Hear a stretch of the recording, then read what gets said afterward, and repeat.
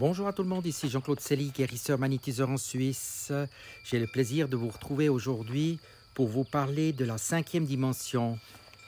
Mais tout d'abord, êtes-vous bien abonné à ma chaîne YouTube car cela me permet réellement d'avancer. Merci aussi de partager et de liker cette vidéo. Et sous cette dernière, vous trouverez des liens utiles tels que mon site internet ainsi qu'un numéro de téléphone pour me contacter. Sans plus tarder, nous allons parler d'un message qui est parvenu d'un être venu d'ailleurs à un médium et qui reste encore valable de nos jours. Depuis la nuit des temps, vous vous posez tous la même question.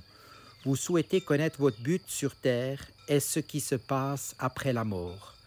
Les sciences philosophiques, théologiques qui se sont penchées sur le sujet pendant des siècles, des réponses ont été évoquées, transmises oralement, et il y a très longtemps, puis plus tard rédigées par ceux qui avaient côtoyé des maîtres spirituels tels Bouddha, Jésus et les grands philosophes. De Teilhard de Chardin à Charles de Foucault, chacun a apporté sa pierre à l'édifice. Chacun a proposé une croyance, une liste de valeurs, un enseignement pour accéder à la libération de l'âme. Tous ces hommes spirituels ont compris que pour échapper au cycle des vies sur Terre, il fallait évoluer dans le sens de la purification. Ainsi, chaque prophète, chaque initié a proposé une méthode différente pour se défaire de ce qui vous encombre et vous freine dans votre parcours afin que vous atteigniez le niveau de nirvana, le paradis.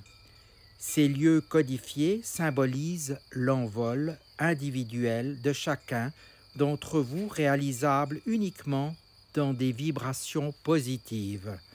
Toute négativité est un grain de sable dans le processus de libération. Certains orientaux ont préféré les techniques posturales du yoga pour méditer, d'autres ont délivré des messages de paix et de respect. Certains ont reconnu que l'alimentation équilibrée, la marche en pleine nature était aussi importante pour s'alléger et se purifier. De nombreux ouvrages ont été écrits pour vous tendre la clé afin de vous libérer et déchiffrer en vous l'unique vérité. Mais qui sommes-nous réellement? Sommes-nous dans un terrain d'expérimentation, un jeu ou une expérience pour des êtres venus d'ailleurs? Des géants qui s'amuseraient avec nous comme les enfants avec des insectes? Sommes-nous programmés pour telle vie et ensuite déprogrammés avec l'effacement d'un disque dur qui enrayerait nos vies antérieures? Sommes-nous des petits robots téléguidés avec un système électrique parfois défaillant qui nous mettrait hors tension pendant quelque temps? Nous qui nous posons toutes ces questions, qui aimerions évoluer en tant que plus spirituels, sommes-nous ces jouets qui ont servi et resservi et qui ont gardé en mémoire ces bribes de vérité? Tandis que les nouveaux jouets n'ayant rien en mémoire ne peuvent se souvenir de vie antérieure, de vie parallèle, de vie antédiluvienne, qui sommes-nous vraiment? La réponse ne saurait tarder. Mais ce qui est essentiel sur Terre, c'est votre façon d'appréhender la vie, de la comprendre, de la façonner, de sorte qu'elle devienne synonyme de bonheur et que tous les matins vous puissiez vous réveiller dans l'allégresse, dans l'espoir de vivre une merveilleuse journée. Cette lecture a pour unique but de faire rejaillir en vous cette envie de découvrir la vie, de retrouver cette curiosité, cette lueur qui brille dans les yeux des enfants et de vous offrir le mode d'emploi de votre existence. La réponse à « Qui avait-il avant ? Qui aura-t-il après ?» n'est pas en fait primordiale.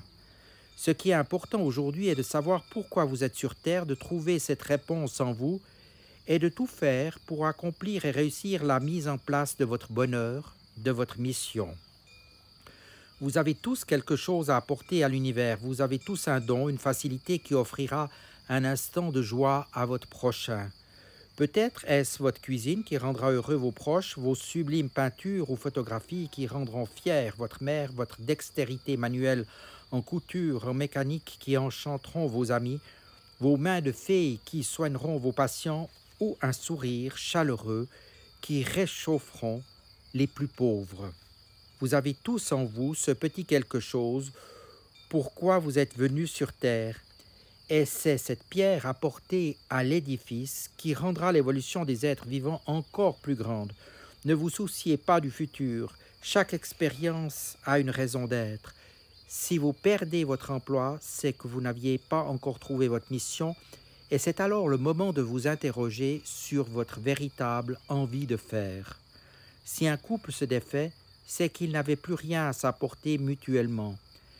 Chacun devient à son tour libre d'aller vers une autre personne pour se réaliser et s'enrichir des connaissances nécessaires à son évolution.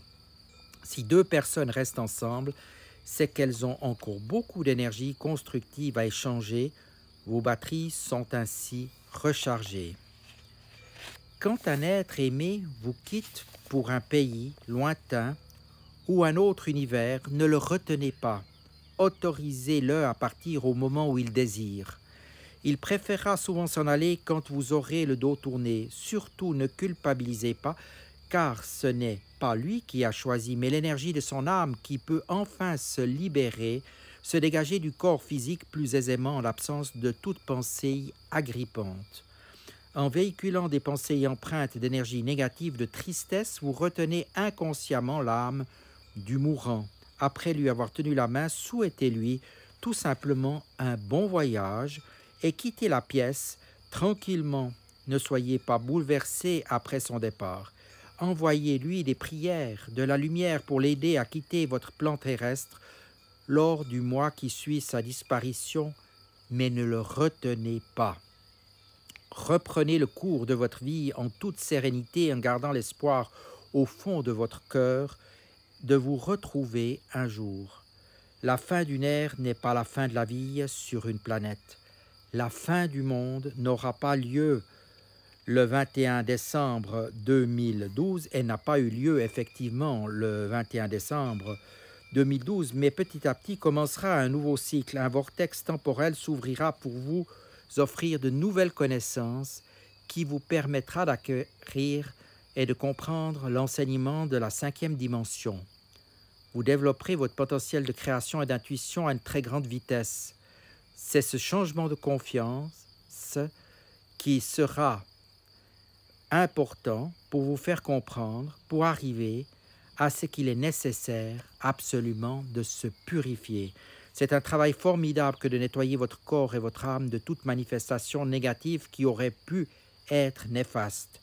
C'est un travail de longue haleine qui en vaut la peine. Une fois nettoyé, il faudra que chaque événement perturbateur ne vous atteigne plus, qu'il glisse sur vous afin de disparaître à jamais.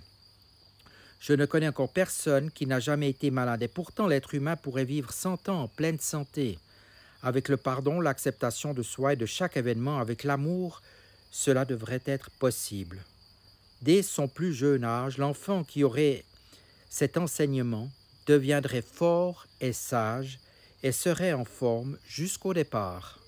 Cet enseignement est précieux, c'est un travail de tous les jours qui commence depuis déjà quelques années et qui va encore continuer à être pris au sérieux sur votre planète. Les personnes de plus en plus nombreuses à participer à des séances de développement personnel n'ont qu'un but, trouver le bonheur et la santé. Vous avez tous accès aux outils thérapeutiques qui ont été nommés précédemment. Tout est une question de dosage. Vous pouvez aujourd'hui, comme les êtres qui ont peuplé la Terre il y a des milliers d'années, équilibrer vos repas, manger doucement, mastiquer, boire des tisanes, être à l'écoute de votre respiration, jouer avec les couleurs et les notes de musique, marcher et respirer avec les arbres, placer les bons cristaux sur les organes douloureux. Vous avez tous en vous le capital nécessaire pour vivre très âgé et en pleine possession de vos moyens. Vous avez tous en vous ce pouvoir d'auto-guérison et si vous n'y arrivez pas tout seul, dirigez-vous de préférence vers un thérapeute, un guérisseur qui pourra vous aider à libérer votre douleur. Sur le plan psychologique, la clé de votre bonheur se trouve dans l'acceptation, la liberté et le pardon. Cultiver un bon mental et des pensées toujours positives vous permettra d'atteindre cette éternelle jeunesse que vous recherchez tous. C'est un apprentissage qui peut prendre des mois, mais qui au final vous offre la plus grande des récompenses. Vous détenez à présent cette clé, vous êtes libre d'ouvrir la porte ou de repartir. Vous êtes le maître de votre vie. Voilà, ces paroles sont très importantes pour chacun. Naturellement, je reste à disposition pour toutes les personnes qui ont besoin d'un coup de main. Vous trouverez mes coordonnées sous cette vidéo. Je me réjouis de vous entendre. Si vous en avez besoin, n'hésitez pas. Et je vous dis à tout bientôt.